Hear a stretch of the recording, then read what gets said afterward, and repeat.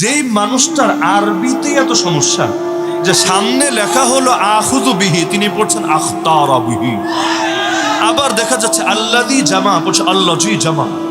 তার মানে আমি এবারটা শুনে, আমি এবারটার ভুল ধরি নাই, পচাতে চাইলে কাউকে অনেকভাবে পচানো যেত, আমি ইচ্ছা করি এগুলো এড়িয়ে গিয়েছি, কারণ ব্যক্তিকে হেয় করা মুখ্য না, হক প্রকাশ করা মুখ্য।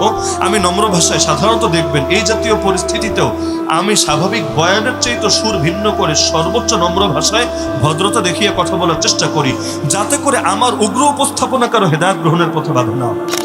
আলোচনা ছিল সুনির্দিষ্ট একটা বিষয় যে ওমর রাদিয়াল্লাহু আনহু কত রাকাত তারাবির আদেশ করেছেন।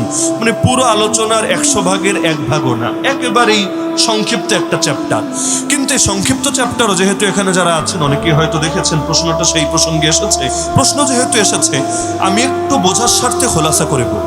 গোটা উম্মত বিশেষ করে 4 মাযহাবের লোকের একমত তারাবির রাকাতের ব্যাপারে। তারাবির রাকাতের ব্যাপারে 4 মাযহাবের কোনো মাযহাবী 8 রাকাতের ফতোয়া নেই, না হানাফি মাযহাবে, না মালিকি মাযহাবে, না হাম্বলি মাযহাবে, না শাফিঈ মাযহাবে। আর মূলনীতি হলো অতীতে যদি উম্মার ইমামরা কোনো এক ব্যাপারে একমত হয়ে যায়, অথবা তারা যদি ইখতিলাফও করে, কিন্তু ইখতিলাফ করলো ধরেন 2টা মত নিয়ে বা 3টা মত নিয়ে, তাহলে এর বাইরে আরো যত মত হতে পারে যেটা পরবর্তীতে কেউ এসে নতুন করে দাবি করবে, সেগুলোর রাস্তা বন্ধ হয়ে যায়, সেগুলো অগ্রহণযোগ্য হয়ে যায়। তাহলে 4 ইমামের মধ্যে আমরা দেখতে পাই 4 ইমামের 3 ইমামের বক্তব্য মৌলিকভাবে এটাই। ইমাম আবু হানিফার মতো তারাবি 20 রাকাত, ইমাম মালিকের মতো তারাবি 20 রাকাত, ইমাম আহমদ বিন হাম্বলের মতো তারাবি 20 রাকাত, ইমাম শাফির মতো তারাবি 20 রাকাত। তবে ইমাম মালিক থেকে 2টা মত পাওয়া যায়। তার একটা মত হলো যে 20 রাকাতের কথা আমি বললাম, এটা ইমাম ইবনে আব্দুল বার উল্লেখ করেছেন, দুসুকের কিতাবে আছে, আনোয়ারে সাতে আছে, একাধিক কিতাবের মধ্যে আছে। কিন্তু তার আরেকটা মত আছে তারাবি 36 রাকাত। এটা তার একটা মত। একজন ব্যক্তির একাধিক মত থাকতে পারে, সমস্যা নেই, কিন্তু মাযহাবে পরবর্তীতে গিয়ে কোনো একটা বেশি চূড়ান্ত হয়। আজকের দুনিয়া আপনি দেখবেন যে মালিকি মাযহাবের লোকেরা 20 রাকাতই পড়ছে, তার মানে 36 রাকাতের একটা মত পেলেও 36 রাকাতের মতটাও এসেছে মূলত একটা বিশেষ কারণে। ওই কারণটা হলো মক্কায় যারা থাকতো তারা দেখা যেত 4 রাকাত পরপর যে বিরতি দেয়, যেটাকে তারউইহা বলে, যেখানে বসে আপনারা কিছু সময় এমনি একটু বিশ্রাম করেন, যে লম্বা একটা টাইম ক্লান্ত হয়ে গেলাম, তাহলে 30 সেকেন্ড 1 মিনিট যা পারি, কম হয় কোথাও বেশি হয়, টুকটাক বসার চেষ্টা করে।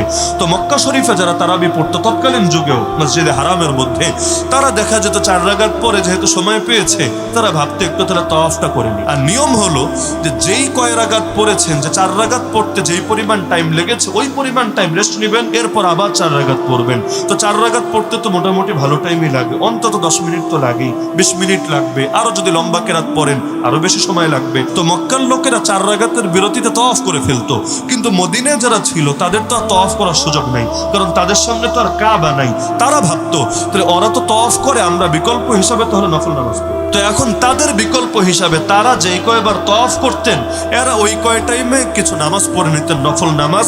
এটা ছিল মদিনাবাসীদের একটা আমলের প্রতি আগ্রহ, যে মক্কাবাসীরা তাওয়াফ করে, আমরা তাওয়াফ পাচ্ছি না, বিকল্প হিসাবে নফল পড়ি। কারণ এই মাঝের টাইমে আপনি খেতেও পারেন, জিকিরও করতে পারেন, দুরূদও পড়তে পারেন, নামাজও পড়তে পারেন, নিষেধ নাই। ওখান থেকে এই মতটা প্রসিদ্ধ হয়ে গিয়েছে যে 36 রাকাত। তো যাই হোক, এটা মূল ফ্যাক্টর না, কিন্তু দেখা যাচ্ছে 4 মাযহাবের কোনো মাযহাবে অফিসিয়াল ভাবে 8 রাকাতের মত আপনি দেখাতে পারবেন না। বলবেন তাহলে এই ব্যাপারে কি কোনো দলিল নাই? হ্যাঁ, দলিল একটা আছে। সেই মুয়াত্তা মালিক কিতাবের মধ্যে একটা বর্ণনায় দেখা যায় যে ওমর রাদিয়াল্লাহু তাআলা আনহু 11 রাকাতের আদেশ দিয়েছেন, এই মর্মে একটা হাদিস পাওয়া যায়। যদিও এটা আমাদের সালাফি ভাইদের জন্য দলিল হবে না অনেকগুলো কারণে। 1 নম্বর কারণ হলো তারা যেহেতু বেতের পরে 1 রাকাত, তাহলে ওমর যদি 11 রাকাত তারাবির আদেশ দেয়, 11 রাকাতের আদেশ দেয়, এই বর্ণনা দিয়ে দলিল দেয়, তাহলেও তা 8 থাকে না, 10 হয়ে যায়। কারণ 10 + 1, 8 + 1 তো হয় না। তাহলে তার দলিলই তার বিপক্ষে চলে যায়। কারণ দেখবেন তারাবি কিন্তু তারাবির পরেও বেতের পরে তারা সাধারণত 1 রাকাত, তো 1 রাকাত পড়লেন। আর তারাবি যদি 8 রাকাত পড়েন, 8 আর 1 9 না হলো ভাই, 11 কেমনে হলো? আপনার দলিল তো আপনার সঙ্গে মিলল না, তাহলেও তো 10 পড়া লাগবে আপনার। কিন্তু মজার বিষয় হলো এই হাদিসটাকে আমাদের সালাফি ভাইয়েরাই প্রথমে দেখেছে নাকি অতীতের ইমামরাও দেখেছে কিনা? মজার বিষয় হলো হাদিসটা যারা বর্ণনা করেছে তারাও এর আলোকে আমল করেনি। এটা হলো সবচেয়ে মজার বিষয়।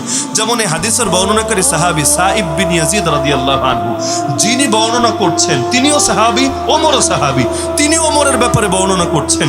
কিন্তু মজার বিষয় তিনি নিজেও 20 রাকাত তারাবি পড়েছেন। বিশুদ্ধভাবে প্রমাণিত আছে এবং তার সূত্রে যিনি বর্ণনা করছেন ইমাম মালিক রাহমাতুল্লাহ আলাইহি, তার মত তো আমি বললামই আপনাদেরকে 20-এর পক্ষে তিনি মত দিচ্ছেন, আর আরেকটা মত নিলেও 36, কিন্তু 8-এর পক্ষে কোনো মত নাই। আবার যাকে ওমর আদেশ দিয়েছেন, এই হাদিসের মধ্যে আছে তিনি উবাই বিন কাব আর তামিম দারিকে আদেশ দিয়েছেন।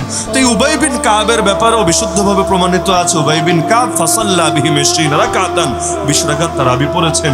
তাহলে কি বুঝলেন যে যারা হাদিসটা বর্ণনা করছে তারা বোঝে নাই, আপনি বুঝে উল্টে ফেললেন, তাহলে সাহাবীর চাইতেও তো আপনি বড় হুজুর হয়ে গেলেন, আপনাকে তো জাদুঘরে সাজিয়ে রাখা দরকার। কি বাস্তব না কি অবাস্তব?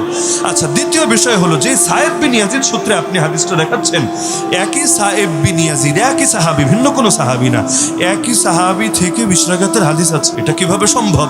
একজন মানুষ কি দুই কথা বলে না? আরে বলে নাকি? তাহলে একজন মানুষ দুই কথা বলা সম্ভব সির্ফ দুই ক্ষেত্রে, সির্ফ দুই ক্ষেত্রে।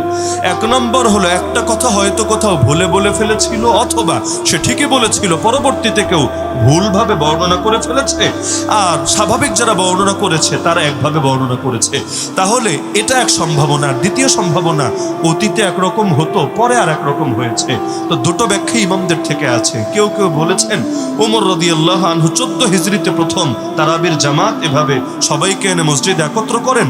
প্রথম দিকে তিনি 8 রাকাতের আদেশ করেছিলেন, কিন্তু পরবর্তীতে তিনি 20-এর উপরে চূড়ান্ত হয়েছেন, যার কারণে ওসমানের জামানায় 20, আলীর জামানায় 20, মুয়াবিয়ার জামানায় 20 রাদিয়াল্লাহু আনহুম আজমাইন, এবং তখন থেকে আজও পর্যন্ত অধিকাংশ জায়গায় 20, চারো মাযহাবে 20।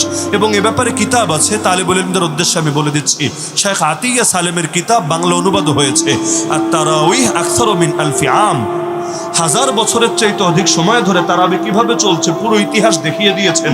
কিতাব খুলে পাতায় পাতায় দেখেন হার জামানায় কিভাবে 20 রাকাত পড়েছে। তাহলে এখন মজার বিষয় হলো যে একই সাহাবী থেকে দুই রকম কথা আসলো কিভাবে? তো আমি বললাম যে একই সাহাবী থেকে আসা সম্ভব সির্ফ দুই ক্ষেত্রে। এক নম্বরে আগে একটা হয়েছে কিন্তু এটা রহিত, পরবর্তীতে চূড়ান্তভাবে অন্যটা পাওয়া গিয়েছে। তো এখন কেউ যদি বলে হুজুর পরে মনে হয় 8-এর কথা বলেছে, আগে 20-এর কথা বলেছে, মেলে না, তাহলে ওসমানের জামানায় থাকলো না কেন, আলীর জামানায় থাকলো না কেন, এবং বাকি সকলে এটার ব্যাপারে একমত হলো না কেন? এত বিশুদ্ধ হাদিস থাকতে অন্য হাদিস কি লাগে নাকি তাদের জন্য? কিন্তু হাদিস বিশুদ্ধ হতে সনদ ঠিক থাকলেই চলে না, বরং হাদিসের বক্তব্যটাও ঠিক থাকা লাগে। এর মধ্যে যদি দোষ থাকে, সূক্ষ্ম সমস্যা থাকে, সেই হাদিসকে সহিহ হাদিস বলে না, সেই হাদিসকে দুর্বল হাদিস বলে। তাহলে দেখা যাচ্ছে যে একটা বর্ণনা যদিও আছে, কিন্তু ওমর রাদিয়াল্লাহু আনহু থেকে আরো যারা বর্ণনা করেছেন 6 থেকে 7 জনের বর্ণনা দেখানো সম্ভব, যারা ওমর থেকে বর্ণনা করেছেন যে কত রাকাত তারাবির কথা তিনি বলেছেন বা তার জামানায় কত রাকাত তারাবি চলেছে, সবাই বলেছেন 20 20 20 20 20 20 20, সবাই 20। শুধু এক সায়েব বিন ইয়াজিদ থেকে দুই ধরনের মত পাওয়া যাচ্ছে, একই সাহাবী থেকে দুই ধরনের মত, বাকি সবাই 20 20, কোনো ইখতিলাফই নাই। এক সায়েব বিন ইয়াজিদ থেকে শুধু দুই ধরনের মত পাওয়া যাচ্ছে, এক জায়গায় 20, এক জায়গায় 11। তাহলে একজন থেকে দুই কথা আসে কিভাবে? তাহলে হয়তো 11 শুরুতে বলেছিলেন কিন্তু রহিত, অথবা আমরা যেটা দাবি করি আর কি, যে মূলত এখানে তার থেকে যারা বর্ণনা করেছেন তারা কেউ মিস্টেক করে ফেলেছেন। মানুষ হিসাবে মিস্টেক হতেই পারে, কারণ দেখা যাচ্ছে সায়েব বিন ইয়াজিদ থেকে অন্য যারা রেওয়ায়াত করেছেন, যেমন ইয়াজিদ বিন হুসাইফা তিনি বলছেন 20, হারিস বিন আবি যুবাব তিনি বলছেন 20। একজন মাত্র বর্ণনাকারী থেকে অল্প কিছু সনদে দেখা যায় 11। তাহলে সবাই যা বলে সেটা সহি হবে, নাকি বিচ্ছিন্নভাবে একজন যা বলে সেটা সহি হবে? পুরো বাংলাদেশের সব হুজুর বলছে এক কথা দলিলের আলোকে, আমি মাঝখান থেকে আমার নামে কেউ চালিয়ে দিলে আমি বলছি আরেকটা। তাহলে আপনারাও যারা আমাকেও মহব্বত করেন তারাও কিন্তু চিন্তা করবেন যে সবাই ভুল, একমাত্র উনি হক। এটা তো মুশকিল ব্যাপার। তাহলে মনে হয় বিষয়টা নিয়ে কোনো ঝামেলা আছে, চিন্তা আসবে নাকি আসবে না? তাহলে ওমর থেকে যারা বলছেন সবাই 20 20 20 20 20 20 20, হ্যাঁ কেউ সঙ্গে বেতেরের হিসাবটা মিলিয়ে বলেছেন 23 ইত্যাদি, বেতেরের হিসাব মিলিয়ে, কিন্তু বেতের আমাদের বিষয় না, বিষয় হলো তারাবি 20-এর কথা বলছেন। শুধু এক সায়েব বিন ইয়াজিদ থেকে দুই রকম পাচ্ছি, কিন্তু ওনার থেকেও 3 জন বয়ান করেছেন, 3 জনের 2 জন আবার একমত 20ই। একজন খালি কোথাও কোথাও বলেছেন 20, কোথাও বলেছেন 11। তার মানে এই মোহাম্মদ বিন ইউসুফ তার এক শাগিরেদ, তার থেকে হয়তো মিস্টেক হয়েছে, আল্লাহ ভালো জানেন। তাহলে দেখা যাচ্ছে সবার মত নেবেন না বিচ্ছিন্ন একটা মত নেবেন? আপনাদের কি ধারণা সবারটা নেবেন না বিচ্ছিন্ন মত নেবেন? আর এটা তো স্পষ্ট বিষয়, উম্মতের আমল এবং ইজমা এটা উম্মতের সবচাইতে বড় দলিল, এমনকি বিচ্ছিন্ন কোন হাদিসের চাইতে বড় দলিল। কারণ গোটা উম্মত কখনো বাতিলের উপর একমত হবে না, এটাই কোরআনের বক্তব্য, এটাই হাদিসের বক্তব্য। আল্লাহ নবী অসংখ্য হাদিসে জানিয়েছেন ইন্নাল্লাহা লা ইয়াজমা উম্মতি আলা দালালা, আল্লাহ আমার উম্মতকে কখনোই গোমরাহের উপরে করবেন না।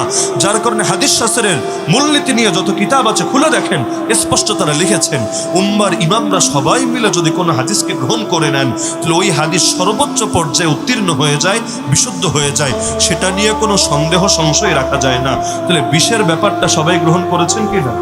এখন যদি আমাকে তালিকা করতে বলেন হুজুর কারা বিষের পক্ষে বলেছেন আর কয়জনে আটের কথা বলেছেন, আটের পক্ষে সব মিলে যা আসবে এটা বিষের পক্ষে যারা আসবে 100 ভাগের 1 ভাগ না।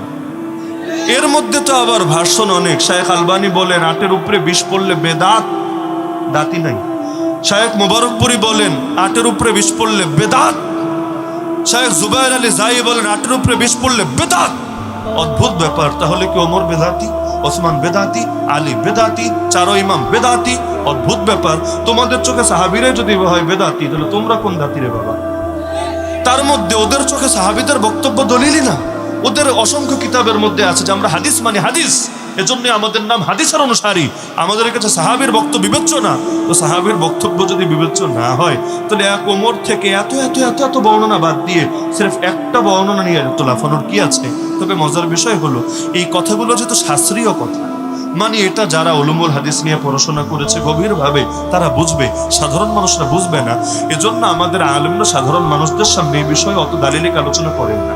মূল কারণ হলো এটাকেও অনেকে সুযোগ কাজে লাগায়। আরে হুজুররা বলে না, তাহলে আমরা ভুলটা বলে দেই, তাহলে মনে হয় সবাই ভাববে আমরাই সঠিক।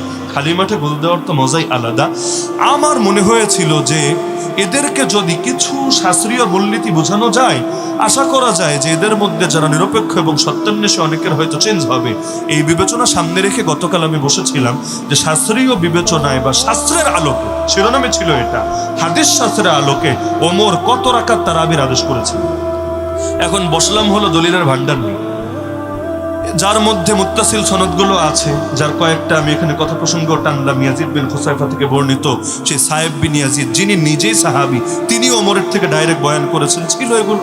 কিন্তু নিয়ে বসে আমি যখন হালত দেখলাম আমার এগুলো বলার রুচি হারিয়ে গেল। যারা দেখেছেন দেখার কথা। যেই মানুষটার আরবিতে এত সমস্যা যে সামনে লেখা হলো আখুযু বিহি, তিনি পড়ছেন আখতারা বিহি। আবার দেখা যাচ্ছে আল্লাযী জামা পড়ছে আল্লাযী জামা। তার মানে আমি এবারটা শুনে, আমি এবারটার ভুল ধরি নাই। পচাতে চাইলে কাউকে অনেকভাবে পচানো যেত, আমি ইচ্ছা করি এগুলো এড়িয়ে গিয়েছি, কারণ ব্যক্তিকে হেয় করা মুখ্য না, হক প্রকাশ করা মুখ্য। আমি নম্র ভাষায়, সাধারণত দেখবেন এই জাতীয় পরিস্থিতিতেও আমি স্বাভাবিক বয়ানের চাইতে সুর ভিন্ন করে সর্বোচ্চ নম্র ভাষায় ভদ্রতা দেখিয়ে কথা বলার চেষ্টা করি, যাতে করে আমার উগ্র উপস্থাপনা কারো হেদায়েত গ্রহণের পথে বাধা না হয়। অনেকে আছে চাপার জোর দেখলেই এটাকে ভাবে শক্তিশালী আর উদারতাকে ভাবে দুর্বলতা। এদের নিয়ে আমার চিন্তা নাই, কিন্তু সত্য গ্রহণের মন যাদের আছে তারা কোনটা ভদ্রতা আর কোনটা উগ্রতা সহজে বুঝতে পারে। কে টিটকারি মারে, কে অবজ্ঞা করে, কে হ্যাঁ করে, আর কে নিজের কথাগুলো ভদ্রতার সাথে উপস্থাপন করে, এটা বুঝতে কমন সেন্সই লাগে, পিএইচডি করা লাগে না। তো এই কারণে ভদ্রতা রক্ষা করে বলেছে। কিন্তু যখন দেখলাম আরবির অবস্থা, আল্লাহর কসম আমার মনের মধ্যে আফসোসটা আসলো যে ভাই তারাবি 8 না 20 এটা বাদ দেন, তারাবি যদি কেউ নাও পড়ে সে কাফের হবে না, কিন্তু এভাবে কেরাত পড়ে যদি সারা জীবন ফরজ নামাজও পড়ে আর নামাজই হবে। আর যার নামাজ নেই অর্থ জান্নাতের চাবিই নাই। আর যার জান্নাতের চাবি নেই সে জান্নাতে যাওয়াই তো রিস্কের বিষয়। তো নামাজের জন্য গুরুত্বপূর্ণ একটা বিষয় হলো কেরাত। আমার অন্তরে বড় আফসোস লেগেছে। যদি এই পয়েন্টটা আমি সামনাসামনি থেকে বলি নাই, আলাদা করে আমি বলবো, কারণ গোটা জাতির সামনে অপমানিত করা সেখানে ইচ্ছা যাচ্ছিল না। এখানে কথা প্রসঙ্গে আসলো বলে বললাম, না হলে এটা এখানে বলার ইচ্ছা ছিল না। যে একজন মানুষের কেরাতেই যদি মৌলিক গলত থাকে, মৌলিক গলত বুঝেন, লাহানে জালি লাহানে খাফি, এটা হুজুরদের থেকে বুঝে নিয়ে না, আমার এখানের আলোচ্য বিষয় না। যদি এমন ভুল থাকে যার কারণে অর্থ বিকৃত হয়ে যায়, নামাজ হয় না, কারো মতে নামাজ হয় না। হানাফি, শাফি, হাম্বলি, মালিকি, মাযহাবি, লামাযহাবি কারো মতে নামাজ হয় না। তো আপনার নামাজই যদি না হয় আপনি রাকাত দিয়ে কি করবেন রে ভাই? রাকাত আপনি 1000 রাকাতই পড়েন আর 2 রাকাতই পড়েন, আপনার তো কেরাতে সহি না। আপনার তাহলে যে সময়টা দিচ্ছেন অযাচিত তর্ক বিতর্কের পেছনে, এর 1000 ভাগের 10 ভাগ সময়ও যদি দিতেন নিজের নামাজ সহি করার জন্য, কেরাত সহি করার জন্য, জান্নাতের পথ সহজ হয়ে যেত। কারণ আল্লাহ জিজ্ঞেস করবে না, না কবরে না হাসরে, বান্দা তর্ক করেছিলি কি, বান্দা বিতর্কে সফল হয়েছিল কিনা। কিন্তু এই প্রশ্ন ঠিকই হবে, বান্দা নামাজ আদায় করেছিল কিনা। কিয়ামতের দিনের প্রথম প্রশ্নই নামাজ, নামাজ, নামাজ। আল্লাহ রাসূল ওয়াফাতের আগে উম্মতকে বলে গিয়েছেন নামাজ, আসসালাহ, আসসালাহ। আমা মালাকাত আইমানুকুম। আমার এখন আফসোস লাগছে যে আপনাদের মধ্যেও যদি এমন কেউ থাকে যে আলতু ফালতু শাখাগত বিষয় নিয়ে তর্ক করে, কিন্তু দেখা যাচ্ছে যে ইসলামের মূল বিষয়ই তার সমস্যা, নামাজই সমস্যা, ফরজ ইবাদতের সমস্যা, তাহলে তাকে পা ধরে বলবেন আল্লাহর রাস্তে ভাই আগে মূল ঠিক কর, তারপর শাখা দেখা যাবে। গাছের শিকড়ে যদি কাঁটা থাকে, ডালে যতই পানি দাও কোনো লাভ হবে না। সুতরাং এই বিষয়টা গুরুত্বপূর্ণ কিনা। এরপর দেখলাম উসুল বললাম আমি কয়েকটা, আমি ইচ্ছাকৃতভাবে ওই শক্তিশালী দলিলগুলো আগে না টেনে প্রথমে এমন একটা কথা টানলাম যেটা বোঝাতে চাইলে আমাকে অনেকগুলো মূলনীতি দিয়ে বোঝাতে হবে। আমার উদ্দেশ্য ছিল মূলনীতিগুলো বলে আমি একটু ভাট্টিপ দিয়ে দেখবো আর কি, যে কথাগুলো সবকিছু বুঝতে পারছে কিনা। যেহেতু শিরোনামই হাদিস শাস্ত্রের আলোকে আলোচনা, তো শাস্ত্র বুঝে কিনা এটা আমারও ক্লিয়ার হওয়া দরকার, জাতিরও ক্লিয়ার হওয়া দরকার। আমার ধারণা ছিল জেনারেল মানুষ হলে অনেকে পড়াশোনা করে, করার কারণে ব্যক্তিগতভাবে টুকটাক জানা থাকে। আমরা অনেক জেনারেলকে এমন দেখেছি আলহামদুলিল্লাহ ইসলামের লাইনে মোটামুটি ভালো জ্ঞান রাখে। আমাদের আসিফ আদনান ভাই, শামসুল আরিফিন শক্তি ভাই, মুশফিকুর রহমান মিনার ভাই, অনেকে আছে জেনারেল কিন্তু দিনের লাইনে আলহামদুলিল্লাহ মোটামুটি জ্ঞান রাখে। আমার ধারণা ছিল এমন কিছু না হলেও হয়তো কাছাকাছি হবে, কিন্তু দেখলাম মূলনীতি যেই কয়টা বললাম একটা মূলনীতিরও ধারলো না। আগ থেকে যা নিয়ে এসেছে সেটাই শুধু দেখিয়ে গেল, সব কিছু আগ থেকে সাজানো, পোস্টার আগ থেকে বানানো, ব্যাস এটার জবাব এটা, এটার জবাব এটা, এটার জবাব এটা। কিন্তু আমি আগ থেকেই যত ভিন্ন ফরম্যাটে আলোচনা করেছি, কারণ এই বিষয়ে যতগুলো বই পড়েছি সবগুলোতে নির্দিষ্ট গদবাঁধা আলোচনা। আমি ইচ্ছা করে গদবাঁধার বাইরে চলে গিয়েছি, যে যাতে করে যদি আমাকে আগ থেকেই পাকড়াও করতে চায় তাহলে খেলার তো কিছু নিয়ম আছে। আপনি যদি প্রতিপক্ষের সিস্টেম বুঝেন যে কেমনেও ব্যাট চালাবে, আপনি বলটা ওইভাবে ছুড়বেন, আগ থেকে ওরা টার্গেটে রাখবেন। আমি পুরো সিস্টেমের বাইরে চলে গিয়েছি, যেভাবে কোনো বইয়ের মধ্যে আলোচনা নাই, যাতে করে দুইটা ফায়দা হয়। এক নম্বরে আগ থেকে প্রস্তুতি নিয়ে আসলে ধরতে না পারে, সবকিছু তার মতের বাইরে চলে যাবে। এখন নকল নিয়ে ঢুকেছে পরীক্ষায়, কিছু নকল তো আর পুরো বই নেয় না, কিছু জিনিস হয়তো নোট করে নিয়ে গেছে। এখন যদি কমন কিছু পড়ে যায় দেখে দেখে লিখবে, আনকমন পড়ে গেলে কি করবে? আল্লাহর বান্দার সমস্যা হয়ে গেল এটা। কিছু জিনিস সাজিয়ে সুন্দর করে পোস্টার বানিয়ে এনেছে, তাকে ধন্যবাদ দেওয়া দরকার। আমি আসলে পারি না এভাবে পোস্টার বানাতে, এটাও একটা যোগ্যতা, আল্লাহ সবাইরে সব যোগ্যতা দেয় না। আমি কম্পিউটারের লোক না, অত কিছু বুঝিও না, এটার জন্য আসলে বিশেষ ধন্যবাদ দেওয়া দরকার যে এত সুন্দর পোস্টার বানিয়েছেন। আল্লাহ আপনাকে পোস্টার বানানোর লাইনে আরো বরকত দান। এই যে পোস্টারগুলো বাংলা পোস্টার, এবং মজার একটা বিষয় হলো উনি আরবিগুলো পড়েন নাই, ভয়ে ছিলেন যে হয়তো আরবি পড়লেই ভুল হবে, আমি সেই ভুলেই ধরবো। এক জায়গায় না দুই জায়গায় শুধু পড়েছেন, সেখানে এমন ভুল করেছেন আমাদের বাচ্চারাও হাসছে। আমি তার সম্মানার্থে ভদ্রতার খাতিরে এড়িয়ে গিয়েছি, ওই পয়েন্ট নিয়ে পচানি দেই নাই, যদিও দিলে দেওয়া যেত কিন্তু ভদ্রতার খাতিরে দেই নাই। কিন্তু পুরো বাংলাদেশ এখন এই পয়েন্টগুলো নিয়ে হাসাহাসি করছে। আর পানি খাওয়া নিয়ে তো যা হয়েছে এটা আর বলার অপেক্ষা রাখে না, সেটা আমি নাই টানলাম। তো এখন দেখা যাচ্ছে যে পোস্টারগুলো যেহেতু কমন আর আমার কথাগুলো হয়েছে আনকমন, না আমার কোনো কথার লাইনই আসছে না, চলে যাচ্ছে অন্য জায়গায়। আর আমি এটা মোটামুটি নিশ্চিত হয়েছি, যদিও গায়েবের বিষয় আল্লাহ ভালো জানি, আমি যে কয়টা কিতাবের নাম বলেছি 100 নিচে তো হবে না, যে কয়টা কিতাবের রেফারেন্স দিয়েছি আমার মনে হয়েছে, হয়তো আপনারা দেখলে আপনাদেরও মনে হয়েছে এগুলোর নামই হয়তো আল্লাহর বান্দা শোনেনি, অথবা নাম শুনলেও এগুলো কে লিখেছে, কয় খণ্ডে ছাপা, কি আছে পড়তে পারে না, পারার কথাও না। কারণ আরবির যে অবস্থা তাতে এই কিতাবগুলো পড়ার যোগ্য, আর এগুলোর যেহেতু বাংলা অনুবাদ নাই, সুতরাং এগুলো দিয়ে পোস্টার বানানো সম্ভব হয় নাই, সুতরাং এগুলো তার আলোচনার বাইরেই চলে গেছে। তো মূলনীতি আমি যা বললাম সবই দেখলাম ধরাবাঁধার বাইরে। আরেকটা কাজ আমি করেছি, আমার ভালো লেগেছে, বাংলাদেশে কেউই ওই ঘরানার যারা আছে, যারা সবাই আমরা জয়যুক্ত হয়েছি ফরম্যাটটা আগ থেকে রেডি। কারণ পোস্টার যেগুলো বানিয়েছে কথা শেষ হয় নাই, কথা চলমান, এর মধ্যে এক পোস্টার হঠাৎ করে চাপ লেগে সামনে চলে এসেছে, জালি হাসান ওসামার সব দলিল খণ্ডন হয়ে গেছে, অথচ এইটা নিয়ে কোনো আলোচনাই নেই। মানে আরেকটা আগের পরেরটা দেখাতে গিয়ে পোস্টার একটা সামনে চলে এসেছে, জালি হাসান ওসামা পরাজিত, তার দলিল পরাজিত। এখন তো সারা দেশ দেখে ফেলেছে, হায় রে কথা মাত্র শুরু, এর মধ্যে পরাজিত ঘোষণা দিলা, তার মানে তো ডালমে কুচ কালা। এমন প্রমাণও পেয়েছি কিছু লোক আগ থেকে রেডি রেখেছে, ওরা কমেন্ট করে মানুষকে কনফিউজ করে দিয়েছে যে এই পক্ষ দুর্বল, আমরা ত্যাগ করলাম, আমরা হানাফি ছিলাম, আমরা আহলে হাদিস হয়ে গেলাম। পরবর্তীতে কিছু চেক দিয়ে দেখা গেল আইডি, আরে আগ থেকেই তো এমন, তাহলে এই দাবি করলো কিভাবে? তার মানে পুরোটাই পরিকল্পিতভাবে ছিল যাতে করে মনোবল ভেঙে দিতে পারে। কিন্তু এখন প্রশ্নগুলো কমন না পড়ার কারণে দেখা যায় প্রস্তুতি নিয়ে এসেছে একটা, আর পরীক্ষায় প্রশ্ন এসেছে আরেকটা। এখন যা প্রস্তুতি নিয়ে এসেছে ব্যাস ওইটাই, মিলুক আর না মিলুক ওই কথাগুলো দিয়ে চালিয়ে দিল। আমরা দলিল দিই 1000 বছর আগের কিতাব, সে কথা একটা টানতে গিয়ে দিচ্ছে 2 দিন আগের কিতাব। একটা মাত্র দলিল দিয়েছে পুরো কথায়, যে দলিলের হাদিসটা মুস্তারিব, গ্রহণযোগ্য না, দুর্বল হাদিস। সনদ ঠিক আছে, সনদ ঠিক আছে, কিন্তু সনদ ঠিক থাকলেও মতনের মধ্যে সমস্যা। এই সনদের আবার নাম দিয়েছে গোল্ডেন চেইন। গোল্ডেন চেইন, হীরার চেইনও না, ডায়মন্ডের চেইনও না, গোল্ডেন চেইন, সিলসিলাতুল যাহাব, আসাহুল আসানিদ। কিন্তু ইমামরা ইতিপূর্বে কেউ এটাকে কোনোদিন গোল্ডেন চেইন বলেন নাই। এই গোল্ডেন চেইন হিসাবে পৃথিবীর বুকে প্রথম বলা হলো। এজন্য সবাই এখন ফাইজলামি করছে, দুষ্টামি করছে স্বর্ণের চেইন দিয়ে। সোনা বলে কথা, সোনার তো আর দাম কম না। তো এখন সোনার চেইন যদি থাকে আর কি লাগে। এখন যদি এমন না সোনার চেইন আছে, তলে কাপড় নাই, সব যন্ত্রপাতি দেখা যাচ্ছে, তাও কোনো সমস্যা নাই, সোনা তো আছে। তো এখন এই হালতটা হয়ে গিয়েছে। সনদ তো ঠিক আছে, গোল্ডেন চেইন, আর কিছু লাগবে না। ব্যাস এখন ভেতরে যত সমস্যা থাক, মুস্তারিব হলে হোক, মানসুখ হলে হোক, অন্য দলিলের সঙ্গে সাংঘর্ষিক হলে হোক, কোনো ইমাম মত দেয় নাই, না দিলে না দেখ, উসুল শাস্ত্রের আলোকে মিলে না, না মিললে না মিলুক, চেইন তো আছে, আর কি লাগে। কেমন হয়েছে নাকি হয় নাই? হয়েছে। আমি ইচ্ছাকৃতভাবে আরেকটা কাজ করেছি, যেটা বলছিলাম, যেটা এখনো কেউ তাদের কারো নজরেই পড়ে নাই। আমি একদিন পর্যন্ত টাইম নিয়েছি যে আমি একসময় বলবো এটা, কিন্তু একদিন দেখি কেউ ধরতে পারে কিনা। যদি না পারে বুঝবো সে একা জাহেল না, পুরো গোষ্ঠীটা জাহেল।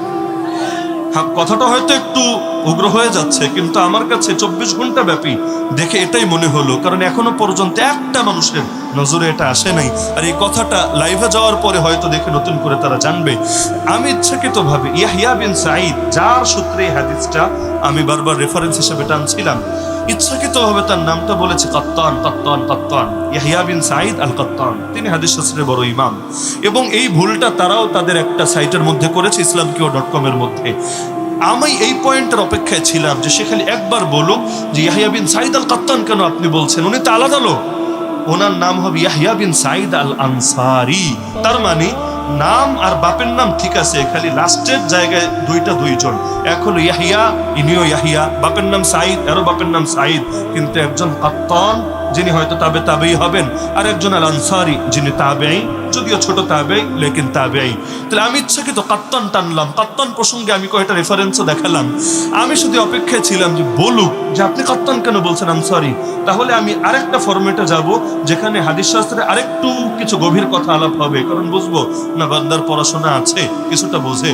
কিন্তু দেখলাম পুরো 2 ঘন্টার মধ্যে তার মাথায় এটা আসেই নাই যে কাত্তান আলাদা, আনসারি আলাদা, কাত্তান আলাদা, আনসারি আলাদা। অথচ হাদিস নিয়ে যাদের বেসিক পড়াশোনা আছে এরা বোঝে দুইটা আলাদা। এমন হতে পারে না আমার নাম আলী হাসান উসামা, আরেকজন বক্তা বের হলো যার নাম আলী হাসান উসামা, হতে পারে কিনা, সম্ভব কিনা? সেই ক্ষেত্রে আলাদা করবেন কিভাবে? হয়তো আমার নামের শেষে লিখবেন সিলেটি, আর তার নামের শেষে হয়তো যদি যেখানে বাড়ি, ঢাকার হলে ঢাকা, ওই ব্রাহ্মণবাড়িয়া হলে যেই কোনো এলাকার নাম, নাসিরনগর হলে নাসিরনগরী, এরকম করে নিসবত দিয়ে তো আলাদা করবেন। তো নাম আর বাপের নাম তো এক, কিন্তু ইচ্ছাকৃত একটা পয়েন্ট রেখেছি, কারণ আমি যে ফরম্যাটটা নিয়ে বসেছিলাম আমার সামনে plan A, plan B, plan C, কয়েকটা প্ল্যান ছিল। যে কথা এই লাইনে আসলে এদিকে শেষ করব, ওই লাইনে আসলে ওদিকে যাব, ওই লাইনে আসলে ওদিকে যাব। দেখলাম লাইনই নাই, লাইনের ঊর্ধ্বে আছে শুধু গোল্ডেন চেইন, নিচে সবই খোলা। তো সুতরাং লাস্টে আর অন্য কথার দিকে গেলাম না, কিছু পয়েন্ট হাতে থাক, কারণ তাদের আকাবিররাও যদি কখনো বসে আর এই বিষয়ে ব্যাপক আলোচনা করে, ওই সময় তো কিছু কথা বলা লাগবে। তো ঝুলি সব আগেই ঢেলে দিয়ে লাভ নাই, মাল কিছু বাকি থাকে। তা মৌলিকভাবে তো কোনো বিতর্ক করতে বসি নাই, পর্যালোচনা। এবং আমাদের সেরেফ দেখানোর মাকসাদ এটা ছিল, তারা নিজেদেরকে হাদিসের অনুসারী দাবি করতে পারে, কিন্তু হাদিস শাস্ত্র তারা বোঝে না। আর শাস্ত্র না বুঝে যদি কেউ দলিল দেয়, ওই দলিলের ভ্যালু থাকে না। ইবলিস দলিল দিল আল্লাহর সামনে, আনা খায়রুম মিন, আল্লাহ আমি উত্তম, আদম অধম। কেন? তোর দলিল কি? সে বলল আল্লাহ দলিল আছে তো, বোঝো না দলিল? খালাকতানি মিন নারি ওয়া খালাকতাহু মিন তিন, আমাকে সৃষ্টি করেছো আগুন থেকে, ওকে সৃষ্টি করেছো মাটি থেকে, সেই রকম দলিল। ইবলিসের মুরিদ কেউ হলে মনে হবে হায় রে, এই দলিল কি আর কোনো হুজুর জীবনে খণ্ডন করতে পারবে? আল্লাহ কোনো খণ্ডনেও গেলেন না, খণ্ডনের প্রমাণ করি। আল্লাহ ফেরেশতাদের কথা জবাব দিয়েছিলেন। ফেরেশতারা বলেছিল আল্লাহ আমরা থাকতে এমন জাতি বানাচ্ছেন যারা পৃথিবীতে পাপ করবে, ফ্যাসাদ ছড়াবে, রক্তপাত ঘটাবে। আল্লাহ জবাব দিয়েছেন, যদি অস্পষ্ট বলেছেন ইন্নী আ'লামু মা লা তা'লামুন, আমি এমন কিছু জানি যা তোরা জানিসই না। কিন্তু ইবলিসের কথার আল্লাহ কিন্তু জবাবই দেন নাই। দিয়েছেন নাকি? শোন, আগুন উত্তম না মাটি উত্তম? কারণ মাটির 1 নম্বর গুণ এটা, 2 নম্বর গুণ এটা, 3 নম্বর গুণ এটা। আর আগুনের 1 নম্বর দুর্বলতা এটা, 2 নম্বর এটা, 3 নম্বর এটা। বলেছেন? বলেন নাই। আল্লাহ ডাইরেক্ট অ্যাকশনে চলে গেছেন, বের হ, উখরুজ মিনহা, এই মুহূর্তে বের হ, ফাইন্নাকা রাজিম, তুই চিরবিতাড়িত। তার মানে যারা ওই গভীরের কথা বোঝার যোগ্যতাই রাখে না, তাদের সামনে কথা বলা মানে উলুবনে মুক্ত ছড়া।